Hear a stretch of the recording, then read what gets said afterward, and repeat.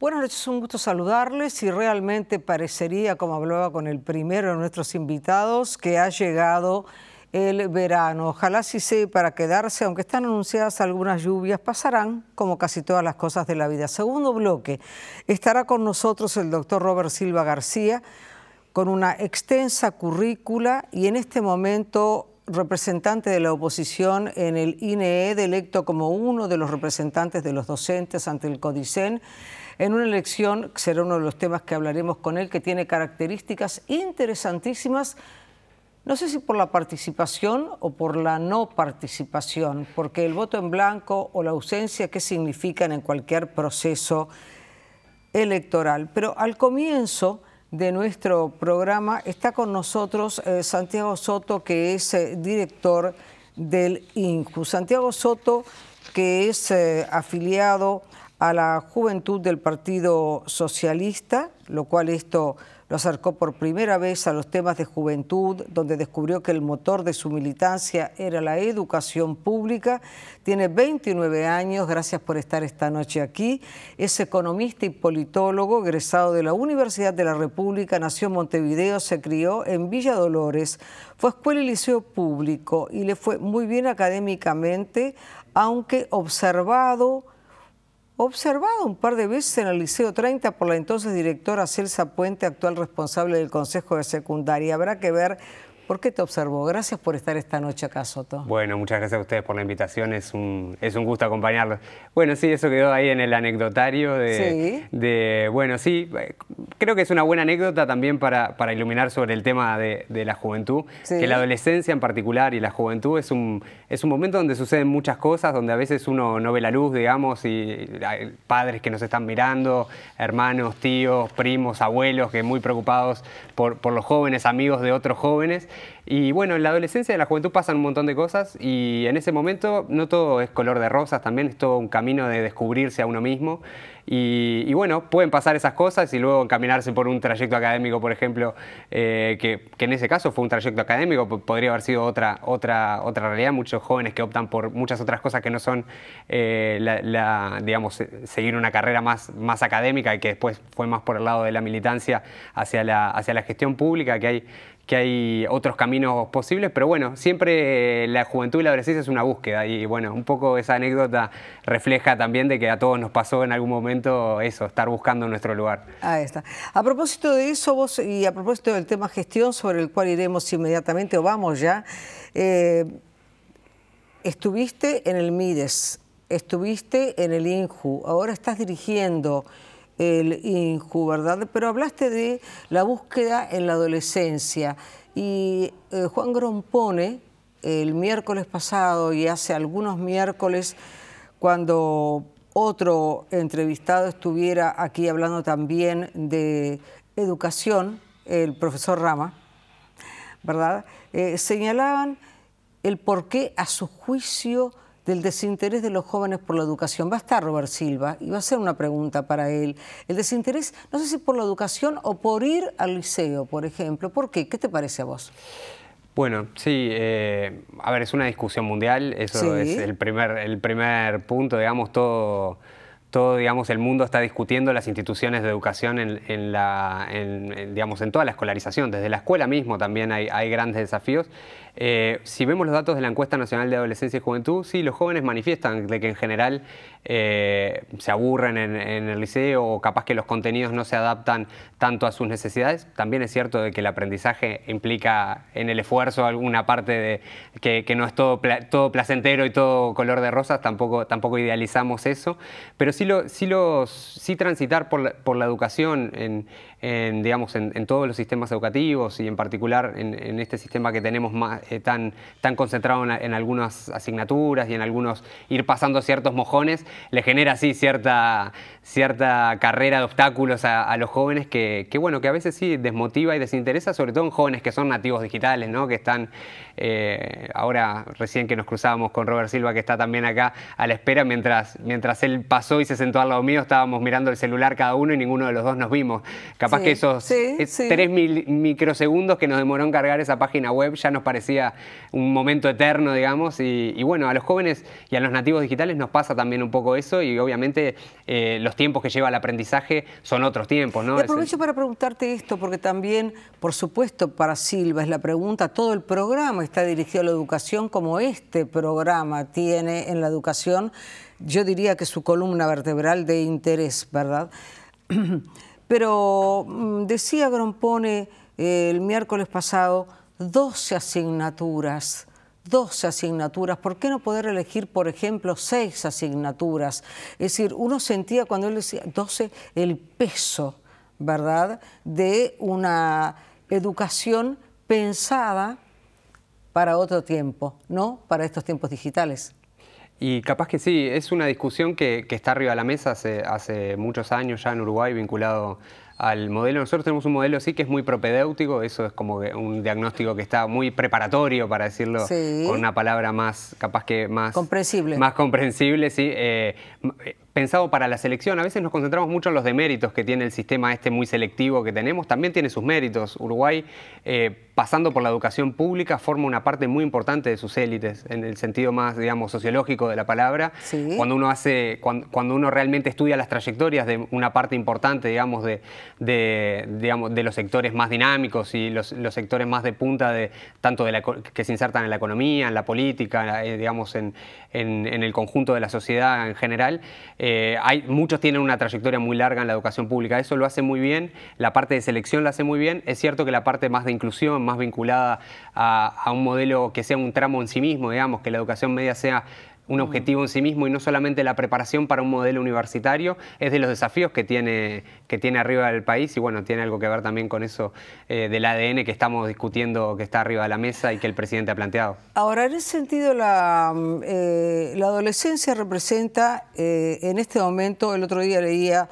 un estudio de Equipos que señalaba que en estos 10 años se han producido en el Uruguay cambios extraordinarios. De pronto, a tu juicio, y ya desde el INJU, esos cambios que nos pasan a todos, que nos afectan a todos, no importa la generación a la cual pertenezcamos, o el oficio en el cual estemos, o la profesión en la cual estemos, o la condición familiar que tengamos, ¿verdad? Esos cambios, ¿cómo te parece que afectan a los jóvenes, a los padres, a la familia, a los demás? ¿Se comprenden, no se comprenden, se enfrentan, discrepan, discuten, se pelean, se separan? ¿Qué pasa con eso? A ver. Bien, es una de las cosas que más nos apasiona el debate respecto a la juventud. Primero, capaz que un elemento de permanencia. O sea, ser joven en el Uruguay, eso es algo que decimos muchas veces, nunca fue fácil para las generaciones. Vivimos en una sociedad que transitó la transición demográfica, digamos, de tener una población joven muy amplia, que era un porcentaje muy alto de la población, a una 22, 23%, de repente, dependiendo de los tramos de edad que uno tome, pero digamos ya está estable. Entonces, en primer lugar, hay un elemento de permanencia que es la dificultad en una sociedad envejecida de que los adolescentes y los jóvenes encuentren su lugar, y más en un escenario donde las malas noticias de los jóvenes, sin lugar a dudas, creo que están sobre representadas, y invito a la audiencia que haga un repaso.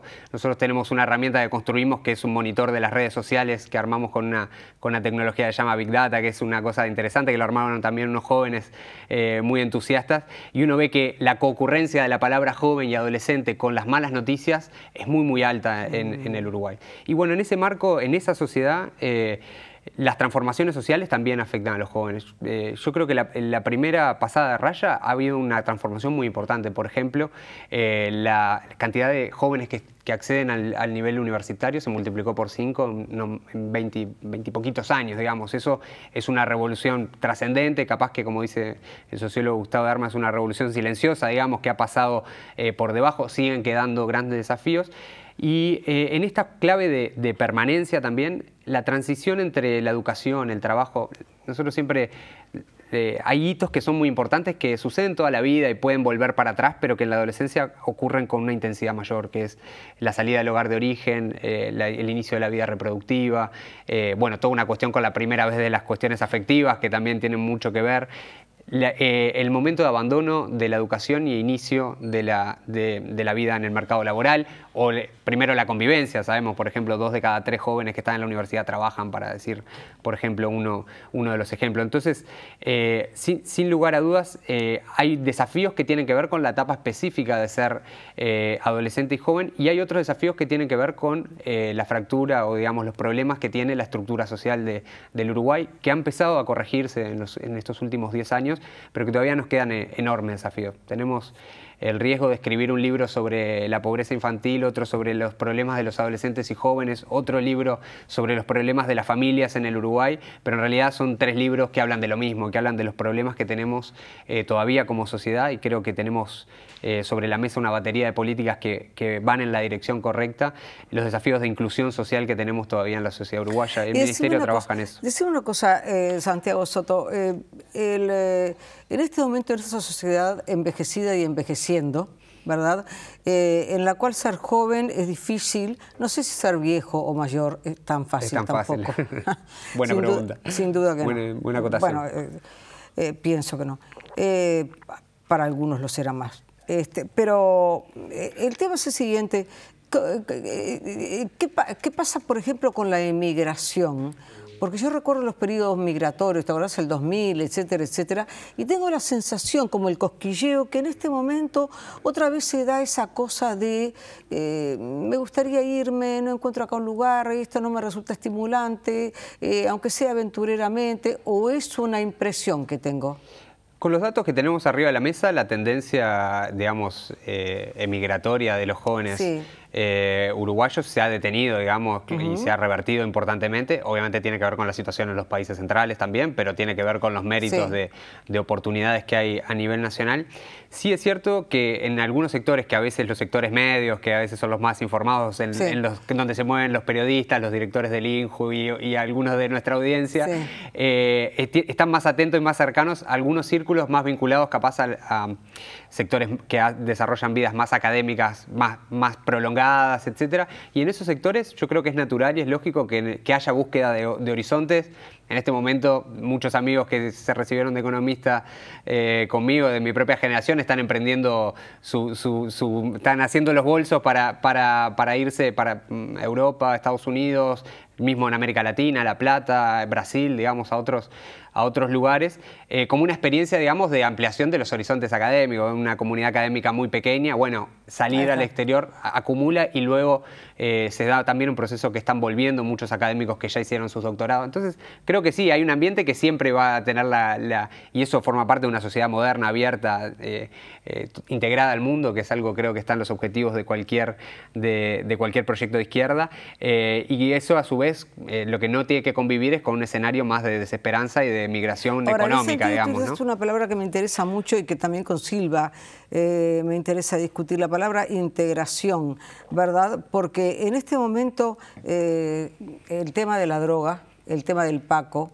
el tema de los niní, como vos decías, ¿no? La asociación de la palabra adolescente con una visión negativa o sombría que de pronto no es tan exactamente así. El desinterés por los estudios curriculares, sobre todo en la adolescencia, en el liceo, la enseñanza media, etcétera, etcétera.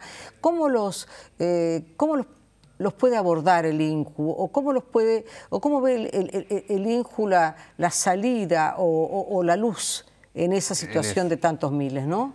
Bien, te agradezco la pregunta. Nosotros siempre resumimos un poco la actuación del INJU en tres líneas estratégicas, bueno, son 3 luchas en realidad, para decirlo más en cómo hablamos con la ciudadanía. Una es la lucha por la participación y el protagonismo de los jóvenes. Tenemos iniciativas muy concretas, Fondo de Iniciativas Juveniles, la carrera 5K Ser Joven no es delito, que pone arriba de la mesa cuestiones importantes del debate que tenemos como sociedad. Una segunda línea estratégica, una segunda concentración, una segunda lucha, que es la transformación del Estado para que las políticas se acerquen a los intereses de los jóvenes. Trabajamos con el Ministerio de Trabajo en la Ley de Empleo Juvenil, trabajamos fuertemente, acordadamente y efectivamente en la práctica, digamos, de la gestión de la Ley de Empleo Juvenil. Trabajamos con el MEC, trabajamos con la ANEP, trabajamos en fondos con el Ministerio de Ganadería, que financiamos proyectos de jóvenes para que se queden en el medio rural, otro de los temas, la migración interna, claro, digamos. Sí, y en tercer lugar tenemos una línea capaz que más mides, que es la línea de trabajo directo con jóvenes que están en situación de exclusión social, más vinculados más desvinculados de la educación y el trabajo.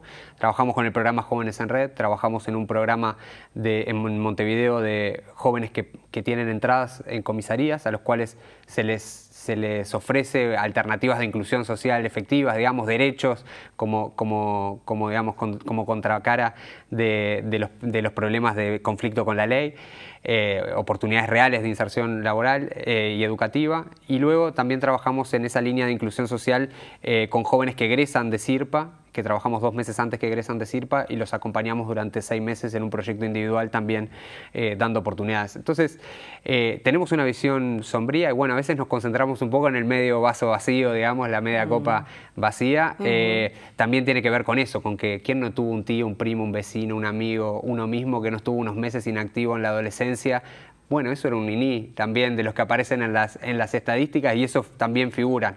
Sí, igual no quiere decir eso que haya problemas de integración social en algunos sectores de los jóvenes. Creo que hay que balancear el discurso, creo que ese es uno de los roles que el Instituto de la Juventud tiene y que desde el equipo de conducción tratamos de transmitir también, de que hay que balancear la agenda respecto a las cuestiones de los jóvenes y la visión que se tiene, y hay que balancearlo en lo discursivo y en la acción concreta y en los programas y políticas que desarrollamos, que muchos de estos, bueno, acabamos de presentar ayer la evaluación, Jóvenes en Red, más de 5.000 jóvenes pasaron por un proyecto de inclusión laboral o educativa. Tenemos otras iniciativas que participan más de 30.000 jóvenes, como algunas iniciativas vinculadas a la participación, etcétera. Digamos, hay que complementar el discurso, obviamente, con una acción concreta y decidida.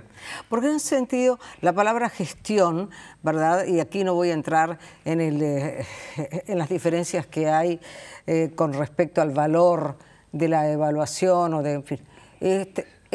Al terminar tu periodo, al terminar tu actuación al frente del INJU, ¿cuáles son, o durante la misma, por supuesto, cómo se evalúa tu gestión? Bien, lo primero ahí, apelando al maestro Tavares, sí. La recompensa está en el camino, digamos. Sí, eso, sí. En toda la actuación que hace el Estado con los jóvenes, ahí está la recompensa, realmente las vidas que vamos transformando. Realmente cuando uno veía ayer algunos de los testimonios de los jóvenes de Jóvenes en Red, o uno ve, realmente son transformaciones sustantivas en la vida de las personas. Pero sin lugar a dudas nosotros tenemos desafíos claros que nos planteamos para el quinquenio, que tienen que ver con estas 3 líneas que comentaba. Nosotros, la planificación de políticas de juventud es un tema que realmente lo tomamos en serio, trabajamos con los ministerios en eso y queremos terminar de ejecutar el plan de juventud que efectivamente llegue a los jóvenes, con una ley de empleo juvenil que esté funcionando, con programas en lo educativo, en lo inclusivo, digamos, en lo laboral, como decía, en cuestiones vinculadas a los jóvenes del medio rural, para citar los mismos ejemplos que cité en la anterior, y también que el sistema, digamos, de protección a los jóvenes que están más lejos, que no es solamente Jóvenes en Red, las acciones que hace el INJU, que funcionan en 42 puntos del país, atiende, como decía, ha atendido a más de 5.000 jóvenes, sino que también se combinen con otras estrategias de inclusión social y de oportunidades con el resto de las acciones que hace el Estado, centros juveniles de INAU, etcétera. Creo que al final del camino, si tenemos un instituto que es fuerte, posicionado frente a los jóvenes, Estamos repensando también la tarjeta joven, que también es un tema que a veces parece menor frente a la agenda, pero es un tema muy importante porque al instituto le da presencia de marca, que eso es también lo que luego le permite negociar con el Estado, negociar y aparecer en, digamos, aparecer en la escena pública de los jóvenes, que los jóvenes reconozcan en el INJU un actor que lucha por sus derechos. Así que un instituto que luche por los derechos de los jóvenes, que planifiquen las políticas de juventud y que al final del periodo también tengan funcionamiento y aceitado los mecanismos de inclusión social dentro del Ministerio de Desarrollo Social, específicamente al economista y no solamente al economista, ¿no? El presidente Tabaré Vázquez informó recientemente que la inversión social en los últimos 10 años se duplicó en términos reales en el Uruguay y que el 90% de la misma fue para políticas y programas de cobertura de los menores de 24 años. ¿Qué menores? ¿Y cuál es tu evaluación con respecto al impacto de esa inversión? Es decir, y volvemos, ¿no?, en relación a los resultados esperados. Bien, sí, los estudios que hay del Instituto de Economía vinculados al impacto distributivo del gasto público social en su conjunto muestran de que Uruguay sería un país mucho más desigual, o sea, peor respecto a nuestras aspiraciones como sociedad. Creo que en eso coincidimos todos, en nuestra matriz, digamos, de la bandera política que tengamos detrás. Creo que una aspiración de los uruguayos es vivir en una sociedad más igualitaria y sin lugar a dudas el gasto público social y el aumento sostenido que tuvo, sobre todo la diferencia, no solamente el nivel, sino la diferencia, haber avanzado tanto en gasto público social en estos años, generó un impacto que tiene que ver en lo distributivo directamente con levantar de la pobreza a un montón de hogares que estaban por fuera de los niveles mínimos de ingreso para sostener, digamos, un nivel de consumo que la sociedad considera razonable.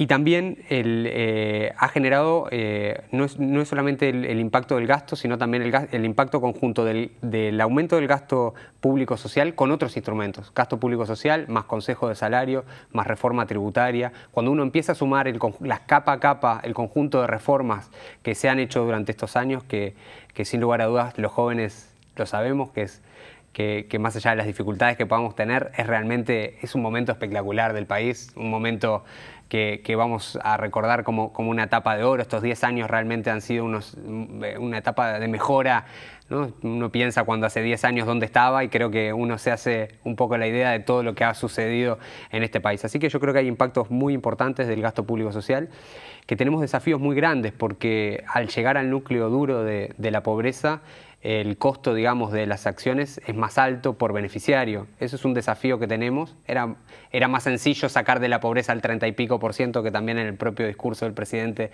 comentó. Teníamos 32-33% de pobreza general en los hogares cuando asumió el Frente Amplio. Pasar de eso a 9 con algo de pobreza fue un proceso muy difícil que requirió este conjunto de instrumentos, pero que se lograba en una nueva etapa, ni retroceder, digamos, si empiezan a suceder situaciones de ingreso, pero también atacar y concentrar el gasto público social en los sectores también de menores ingresos, al tiempo que se incorporan derechos también en los sectores medios, como el Sistema Nacional Integrado de Cuidado. La generación de los 60 tuvo determinados sueños con determinadas características épicas. No me voy a detener en este momento en esto, ¿verdad? Incluso después trágicas, etcétera. ¿Qué sueños son los de esta generación y qué expectativas las tuyas como político? Mira, no me imagino otra épica que acordarme cuando empezamos a militar por no a la baja y más del 60 y casi el 70% de la población estaba a favor de bajar la edad de imputabilidad y éramos 3 gatos locos y decíamos, perdemos, nadie nos da bolilla, ¿quién se va a querer jugar? Y bueno, todo el relato que construyó cientos de miles de jóvenes que se movilizaron en torno, porque en definitiva el no a la baja no fue una consigna solamente en la imputabilidad. Realmente fue un debate profundo que dio toda una generación que estuvo detrás del proceso de no a la baja y que tuvo que ver con la defensa de la juventud. Y creo que bueno, ahora los desafíos que tenemos por delante es cómo, una vez detenida una iniciativa que la ciudadanía por suerte cambió de opinión, realmente para estudiar en el mundo el cambio radical que tuvo, sobre todo en opiniones también de los Frente Amplistas, que cambiaron radicalmente su opinión respecto al tema. Pero bueno, ¿cuáles son los desafíos post no a la baja? Y mucho tiene que ver con esta agenda que te comentaba, que creo que el Instituto trata de levantar esas banderas, que tiene que ver justamente con restituir derechos y seguir avanzando por ese camino. ¿Y tus expectativas como político? Esa te la había aludido, pero mis expectativas como político, yo hoy por hoy estoy concentrado, me parece que el desafío que me toca con 29 años de poder haber transitado toda una carrera administrativa, desde asistente hasta director del instituto, me parece que es el sueño del pibe, digamos. Realmente me siento así, lo vivo con mucha responsabilidad, con la mochila también de que los jóvenes también quedan pegados si una gestión dicen, viste, era demasiado joven, por algo era, digamos, que uno carga un poco con eso también, pero creo que lo más importante es concentrarse en los desafíos que uno tiene, que son muchos en la gestión, y bueno, después ir viendo. Siempre tuve ahí la duda si seguir por una cuestión más académica o seguir dedicándome a la política, pero bueno, ya en estos 12 años de militancia ya he ido armando un camino, así que probablemente en alguna trinchera siempre estaré ahí peleándola. Un gusto. Un gusto. El doctor Robert Silva, inmediatamente después de la pausa.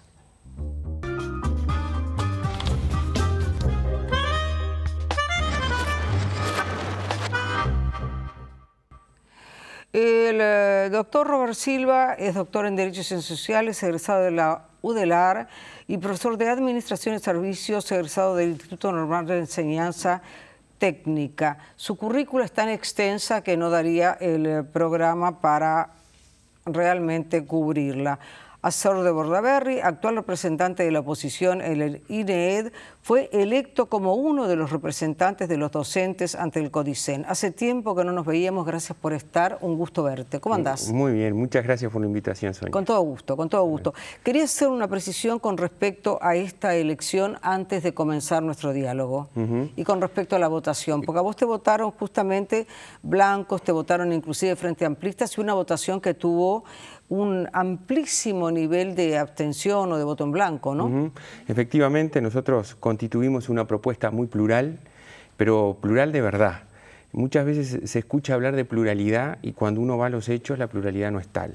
Nosotros logramos generar un proyecto junto con un conjunto de compañeros de todo el país que logramos trascender los partidos políticos que algunos tenemos y los hacemos públicos y otros compañeros no sabemos ni qué votan.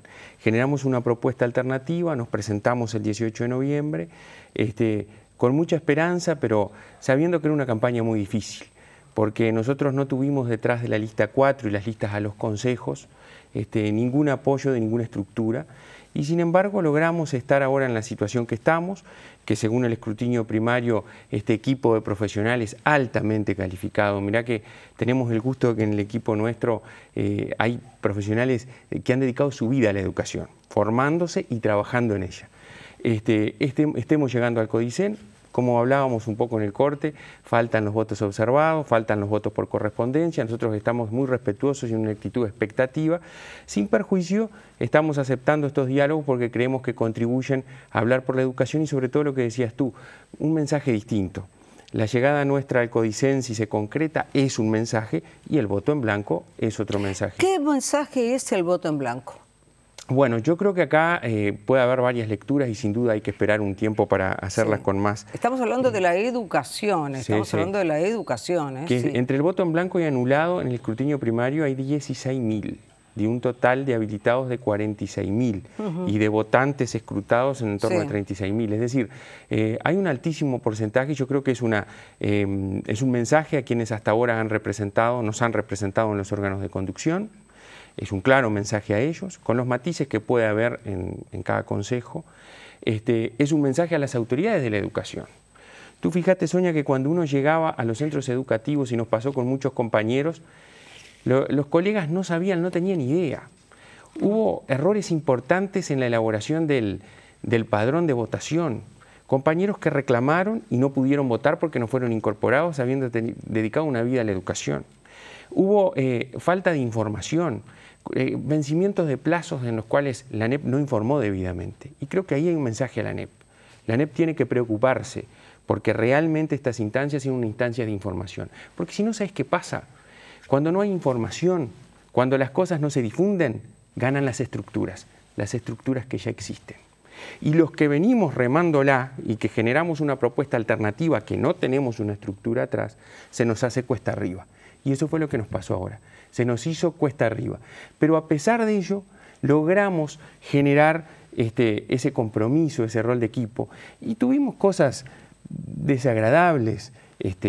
Por ejemplo, listas de los sindicatos que en las escuelas técnicas ponían carteles en las salas de profesores: si usted votaría un asesor de Bordaberry, sería un representante suyo. Tuvimos tratar de conducir la opinión de los docentes a decir, mire que este es colorado. Y nosotros decíamos, mire, Robert Silva es colorado y será colorado, pero hay un equipo atrás. Y nosotros nos llamamos, y lo tenemos acá en nuestra carta de presentación, una participación plural y sin exclusiones. Somos efectivamente plurales, pero lo que es más y que venimos a traerle a la educación, Sonia, es la no exclusión. Lo que muchas veces está pasando en educación... ¿No exclusión de qué? Por ejemplo, de que si yo pienso igual que vos, tu proyecto, tu propuesta, tu idea es mirada de una manera. Si tú pensás distinto o estás en otra vereda, tu propuesta muchas veces no es considerada. Y eso nos lo dice la gente de la educación. Y eso es un común denominador que se encuentra en la educación. Y es lo que esta propuesta viene a introducir al Codicen para cuando se concrete la participación. Ahora, decime una cosa, Silva. Estuvo aquí en su momento Fernando Filgueira. Sí. Estuvo aquí Rama. Lo vi. Varias veces, incluso antes de las elecciones. Exactamente. Estuvo aquí Germán Rama. Estuvo aquí el miércoles pasado, yo lo nombraba, recién Grompone. Mi pregunta es siempre la misma. ¿Qué expectativas se pueden tener con el estado actual de las cosas? Bueno, mira, yo siempre digo una cosa, yo habitualmente recorro mucho, en esta instancia recorrí muchos centros educativos. Sí. Hay muchas cosas que se está haciendo bien. Hay muchas cosas que uno ve en la educación pública que los profesores, los maestros dejan el alma en la cancha junto con las familias. De pronto se sabe poco. Se sabe poco, se difunde poco, pero cuando uno llega a esas comunidades, sí, ve que realmente hay un trabajo con la comunidad en donde está el centro, con la familia, con los maestros, con los profesores. Hay realmente una comunidad de aprendizaje ahí, que se logran cosas muy buenas. Ahora, hay cosas que no están pasando a nivel general, y es lo que nos debe preocupar, y es lo que nos debe llevar a mirar a la educación más allá de los partidos políticos. Es decir, nosotros avanzamos en el acceso, tenemos muy buen acceso a todos los niveles educativos, cobertura universal. Si tú tuviste a Rama, acá el pionero en hacer toda la incorporación de inicial, ¿verdad? 4 y 5 años fue Germán Rama, en el 95. Se siguió avanzando y el gobierno está peleando por los 3. Los CAIF en el 88, siguió siendo una política de Estado, tenemos incorporación en secundaria. Hubo mucha incorporación en ese periodo de Germán Rama también y en el periodo de Jorge Valle posterior. Y ahora hubo nuevo periodo de incorporación, es decir, la UTU ha crecido. Hay luces y hay sombras en todos los periodos. Es imponente cómo ha crecido la UTU, ¿no? La UTU ha crecido. Tenía en el entorno de 60.000, 60 y algo de estudiantes, ahora tiene 90.000 según la última, y ha tenido una oferta diversificada. Hay muchas cosas que hay que también ver en UTU, pero sin duda hay cosas que, por ejemplo, continuaron. Los bachilleratos tecnológicos son un muy buen ejemplo de una política educativa que fue más allá de los partidos políticos. Y en esas cosas hay que mirarnos. Ahora, nosotros logramos el acceso, pero la permanencia, la continuidad en el trayecto, la permanencia y el egreso son un problema, Sonia. Son un problema a nivel general y el país está trancado, por ejemplo, en el egreso de bachillerato está realmente trancado desde hace mucho tiempo. Y en la promoción, por ejemplo, en ciclo básico, en primero de liceo, ha venido barranca abajo en los últimos tiempos. Ahora hace 2 o 3 años nuevamente subimos, pero ¿sabéis qué? Estamos a niveles inferiores del 2004 y 2005, más allá de los partidos. Pasaron 10 años y tenemos problemas en la promoción de que hemos bajado. Ahora, ¿qué hacemos con una situación en la cual los 3 entrevistados que nombré, los ha habido más, pero los 3 entrevistados que nombré y que representaban justamente figuras muy relevantes, nos ven en la educación en un lugar bajísimo en el mundo? ¿qué hacemos? Porque ¿qué va a pasar con esos muchachos? ¿Qué va a pasar con estas generaciones? No me gusta hablar de qué va a pasar con esta nación, qué va a pasar con este país. Prefiero hablar de personas, ¿no? ¿Qué va a pasar? ¿Qué lugar en el mundo van a tener? Bueno, estamos con serios... Eso es lo que yo te decía de lo general, ¿verdad? Ahí yo creo que nosotros tenemos un futuro complicado.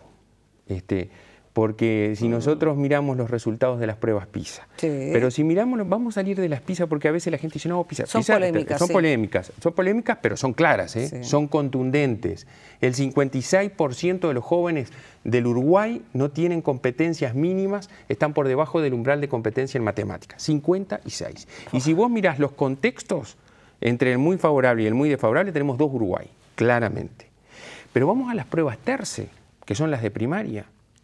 El Uruguay, salvo en lectura y en matemática de tercer año, bajó en todos comparado con las pruebas anteriores.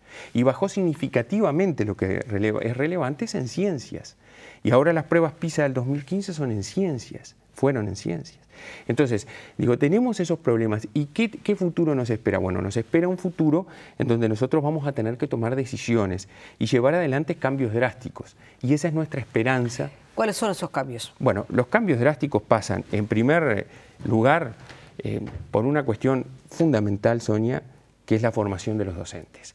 Pero no solo la formación, sino cuando uno dice hay que trabajar por los docentes, hay que trabajar desde su formación inicial, nosotros lo decimos acá, su formación inicial, su carrera, que va por la carrera propiamente dicha de su desarrollo profesional, su capacitación, pero también por lo que es la carrera de ascenso.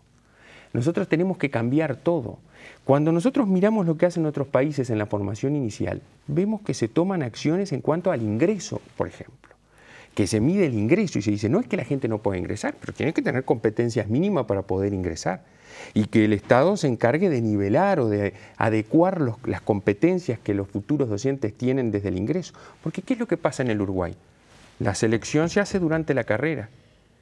De cada 100 alumnos que ingresaron a magisterio, en el cuarto año quedan 11. Entonces la selección se hace durante la carrera. Yo creo que hay que hacer un proceso de acompañamiento al inicio, forjar claramente las competencias de los docentes y acompañarlos durante todo el proceso de formación. Acompañarlos cuando egresan, hacer cursos de actualización permanente y de posgrado y a su vez cambiar la carrera. Eso de la elección de horas que se habló últimamente, no solo la antigüedad, no solo por vivir yo tengo que ascender, tengo que tener la posibilidad de que si yo soy un buen docente, sea premiado por ser un buen docente. Si yo concurro a mis clases, sea premiado por concurrir a mis clases, pero de forma significativa. Que yo para ascender a un grado no tenga que esperar vivir, que yo pueda tener mecanismos de que pueda ascender en función de pruebas, de concursos que dé. Lo segundo que hay que cambiar, Sonia, es el marco curricular y va unido a lo que tú hablabas en el bloque anterior. La pertinencia de la educación, hacer una educación atractiva para los jóvenes. Los uruguayos los venimos hablando desde hace tiempo. Lamentablemente, nosotros tuvimos un retroceso significativo en esa área, ¿no? ¿Qué lo ha impedido? Bueno, intereses sindicales, visiones diferentes. ¿Qué ha impedido una educación atractiva? Porque los tres invitados que mencioné coincidían en que no lo es. No lo es, y lo dicen los propios jóvenes. Claro. El 50% de los jóvenes entre 2 y 29 que abandonó la media, lo dice la encuesta Continua Hogares, lo hizo porque no encontró lo que fue a buscar. Se aburrió. Lo dicen ellos. Y es cierto lo que decía el invitado anterior de que no hay que ser permisivo y que la educación no es todo facilidad, sino que hay que tener sacrificio, y es cierto. Pero todos lo pasamos. Ahora, hay una realidad, Sonia. La educación que tuviste tú y que tuve yo no es la misma educación que tienen que tener las generaciones actuales. La gran diferencia, ¿sabes cuál es? Yo antes iba al centro educativo a aprender lo que no aprendía afuera. Ahora aprendo afuera del centro educativo cosas que el centro educativo hasta rechaza, porque no están ahí adentro. Porque seguimos, como incluso hay estudios del propio INED que no mencionan, seguimos con programas y con planes para hablar criollo y que no se entiendan, que tienen décadas, que tienen machillaje. Yo le digo a la audiencia, el humanístico, el biológico y el científico, ¿cuánto tienen? No es eso una educación propedéutica, no es eso una educación que apunta hacia continuar estudios en la universidad. ¿Y qué le brinda al joven como herramienta cuando egresa del liceo? ¿Por qué el éxito de los bachilleratos tecnológicos de la UTU, la disminución de matrícula de secundaria y el aumento en UTU? Ay, ¿por qué? Bueno, ¿por qué? Porque los bachilleratos tecnológicos te están dando herramientas hoy para insertarte en la vida, en sociedad, para poder desarrollarte personal y profesionalmente y a su vez tener continuidad educativa. Soto decía recién que hay un núcleo, ¿verdad?, que hay un núcleo que piensa en tomar su mochila e irse, pero que se ha parado la cuestión de la migración. Pero hay un núcleo que tiene una formación determinada y pertenece a una clase de pronto determinada. ¿Qué pasa con los jóvenes que no están en ese núcleo? ¿Cómo se insertan de acuerdo a lo que vos acabas de describir? ¿En qué trabajan? ¿Dónde van a pedir trabajo? ¿A quién? ¿Cómo? ¿Qué pasa con sus vidas, con sus expectativas? Yo creo que acá hay un problema, ese es el que hablábamos, en cuanto a la pertinencia que se le llama en la educación, es decir, para entendernos, el contenido de los planes y programas, la formación, las aptitudes, las habilidades, todo eso que se dice ahora que se obtiene cuando yo egreso. Y el segundo problema que tenemos es que en determinados contextos la educación ya no es vista como la herramienta para obtener desarrollo, para obtener oportunidades. Y eso lleva a un gran desafío del sistema, porque tiene que cambiar para darle herramientas a aquel que sigue creyendo en la educación y tiene que actuar con aquel que dejó de creer en la educación. Porque hoy por hoy, muchos contextos, si uno habla con muchas personas, en otras actividades que uno tiene, actividades sociales, la gente dice, no, pero ¿para qué voy a ir al liceo? Si yo salgo del liceo y no tengo nada que me permita ganar más, y hay estudios incluso que dicen que el terminar el liceo no asegura tener una mejor inserción o cosas así, que eso es el gran desafío y creo que es donde tiene que haber una adecuación de los marcos curriculares que pongan como centro al alumno, que tantas veces no se habla de él, y es el centro del sistema educativo, y que a su vez permitan generar flexibilidad y dotar de herramientas a esos alumnos para cuando egresan. Y en determinados contextos, un trabajo social multidisciplinario de volver a traer a las familias a los centros educativos. Robert, finalmente, el presidente de la República dijo en su primer mandato educación. Mujica dijo educación, educación, más educación. También dijo me llevaron puesto, ¿verdad? El presidente Vázquez en este segundo mandato señala, todavía me faltan 52 meses, ¿verdad? ¿Tenemos tiempo? Yo creo que... Porque uno tiene la sensación de que este año fue medio perdido, ¿no? Yo soy convencido que es perdido. Está. A ver, yo creo que el 2016 es el año donde el gobierno tiene que tomar decisiones en educación o perdemos 5 años más. Yo creo que nosotros hemos tenido, lamentablemente, y lo hemos dicho muchas veces, falta, Sonia, de toma de decisión.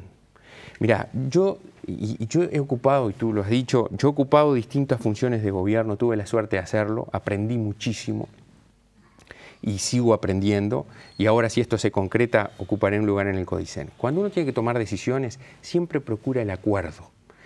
Siempre tiene que procurar llegar al máximo acuerdo posible para tomar una decisión consensuada.